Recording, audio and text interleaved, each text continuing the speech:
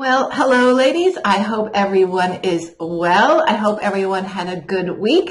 This week in this session, I want to talk about downsizing and moving houses and the steps that on the practical side of what I did.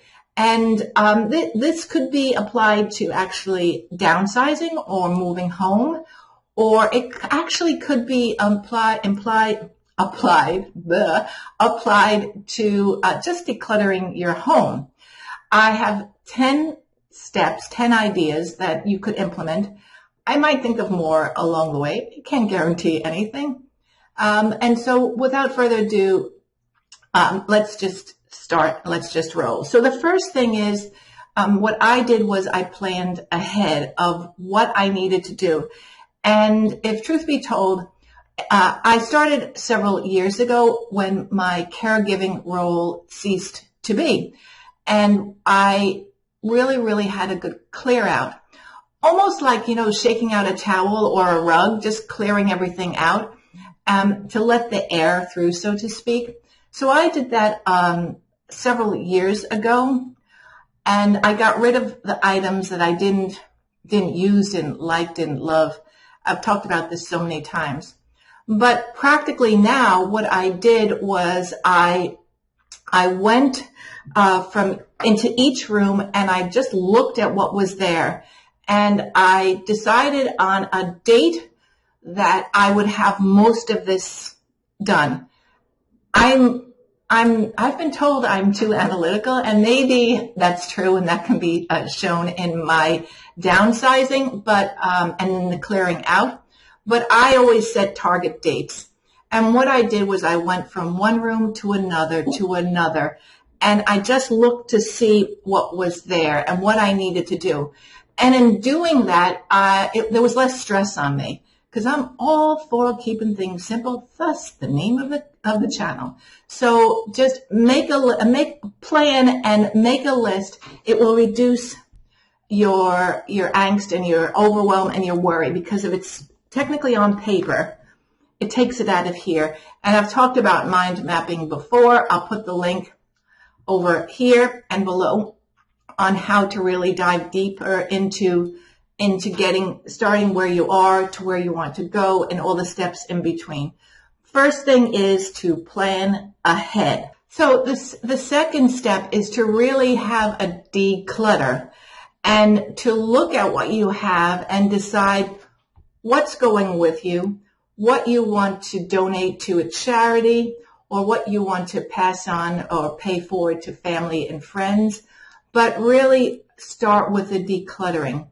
And I know from my experience, again, I started with one room, looked at what was there and thought, okay, how can I get rid of this clutter that is of no use to me any longer? And so again, because less items inside, then it's so much easier. And it's all about the head stuff again. It's all about reducing the overwhelm. So declutter first, and see exactly what you have, and don't lie to yourself. Just really take a stand and say, okay, this has got to go. This I'll pass on. This I'll keep.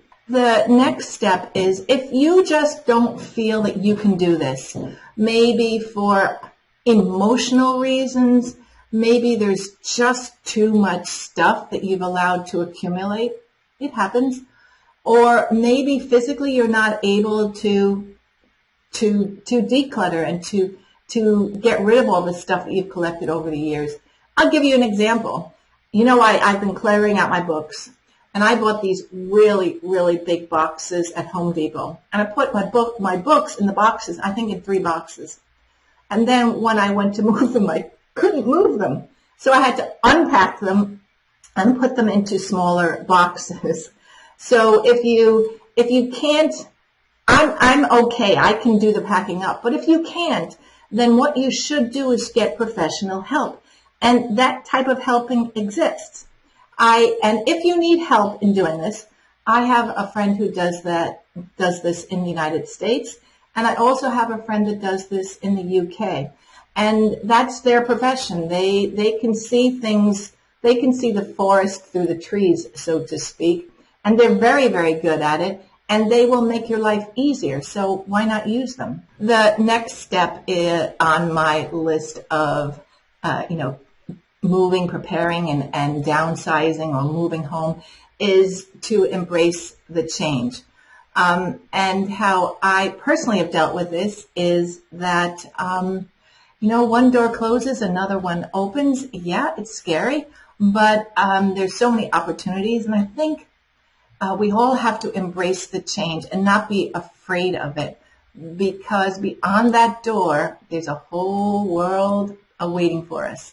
And so that's what I would encourage you. So the first thing is, let me just recap here, is to start early and plan thoroughly, to declutter and downsize as you go along, to get help if you need it, because, not every woman is a mountain, nor should we be. Again, the song Helen Reddy always, always, always plays in my mind. And I curse that song because I remember in my youth, I am woman, watch me shine or watch me grow. And it was completely wrong because we shouldn't have to do everything. And so, waffle, waffle, what I'm saying is if you need help, get it. Don't feel ashamed. Get help if you need it.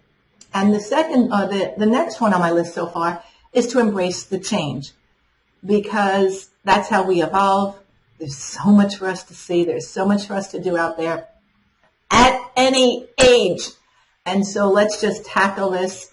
And I and everyone else in this group are rooting for you. It can be done. It certainly can be done. The next step is to pack strategically. And this is just a matter of what I've done is I've gone from one room to the next room to the next room.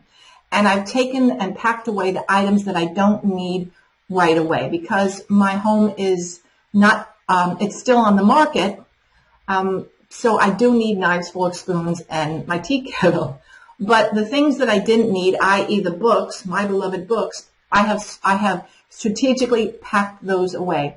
I've packed away a lot of crystal and a lot of china, which I love, but I'm not using at the moment. So to pack strategically, room by room by room, and when that golden day arrives, I will go back to all those rooms and pack up what's there, the bathrooms and then the bedrooms. But at the moment, what I have done, that's already done. And then I can go in and sweep and finish up. And always, always, always make sure that the boxes are labeled so that when they are delivered, you'll know where to place them. And for any of those of us traveling outside the country who's going to have everything shipped, well, you really need to take a really, really detailed list of what's in the boxes. And I thank my subscriber again for in Budapest for mentioning this to me, because it's very, very important if you're moving outside the country to have a detailed list for customs of what's in the boxes.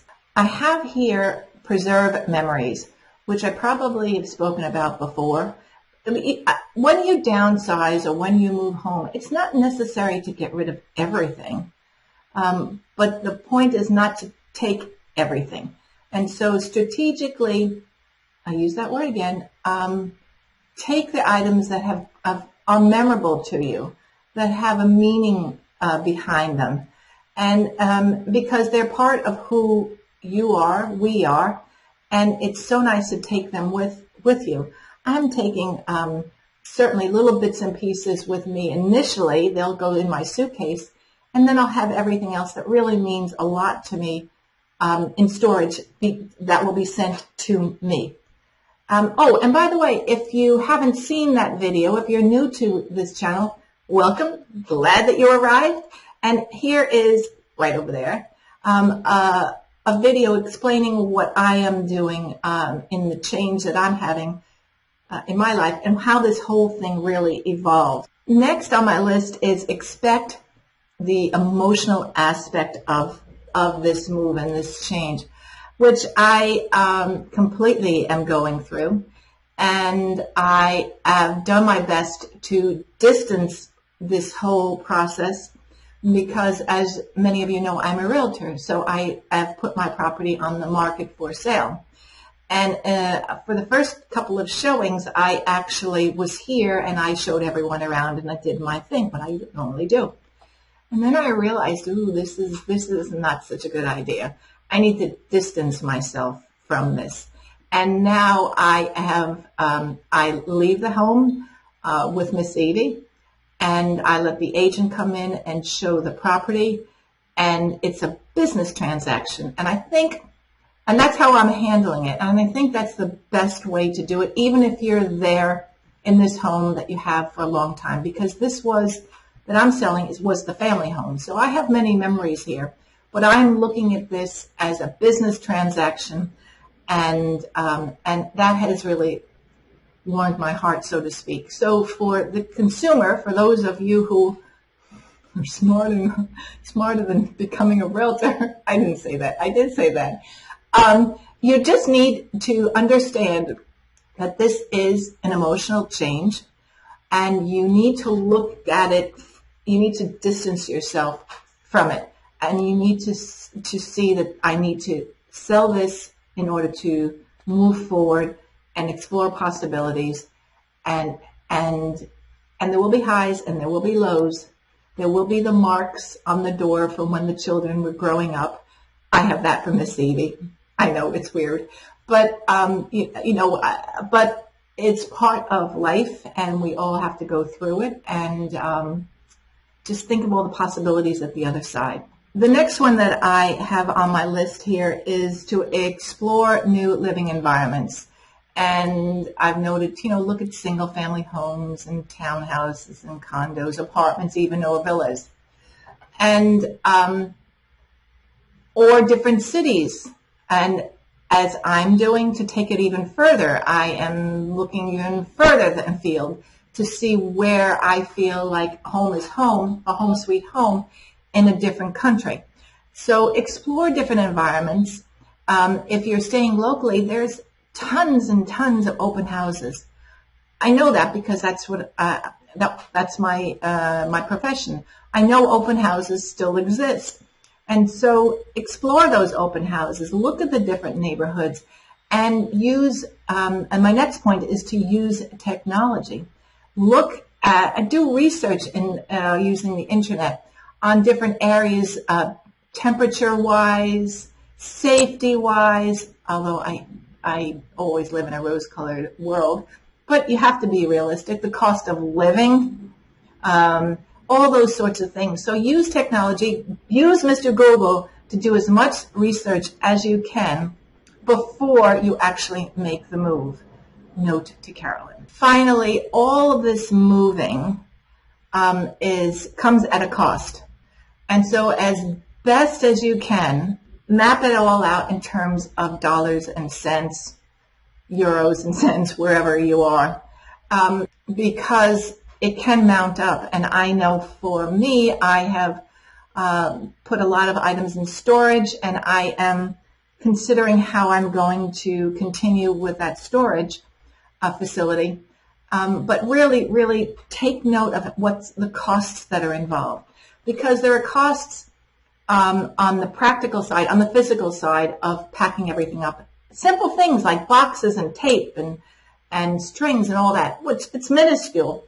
But on a larger scale, using a moving company or hiring one of these U-Hauls, you have to compare it all. Employing somebody to do the moving if you need be. So do your best to really financially plan everything out, because I would hate for you to be hit with something, a bill that you weren't prepared for. It happens, but that preparation is really, really key. So those are my tips. And if I come across any other ones, I'll do a short video and throw it into YouTube onto our channel. When I think back of all the things I've done, I think the most important thing is the preparation and decluttering, and probably top of the list is the emotional aspect of it. And if you can get over that and look beyond, this is going to sound so corny, if you can look beyond the rainbow, and think of the possibilities, well, then it should make it easier. I know I am focused on being closer to my family. I can't wait. I'm so excited. But, it will take time, and it takes preparation, and this all doesn't happen overnight. So if you've stuck around till this portion, thank you. I will let you know that my condo has been on the market a while. I've had to take it off on several occasions because there was work that needed to be done, unbeknownst to me. So it's been on the market for a while, but I'm just getting a little bit of attraction now. I have a showing in a couple of hours.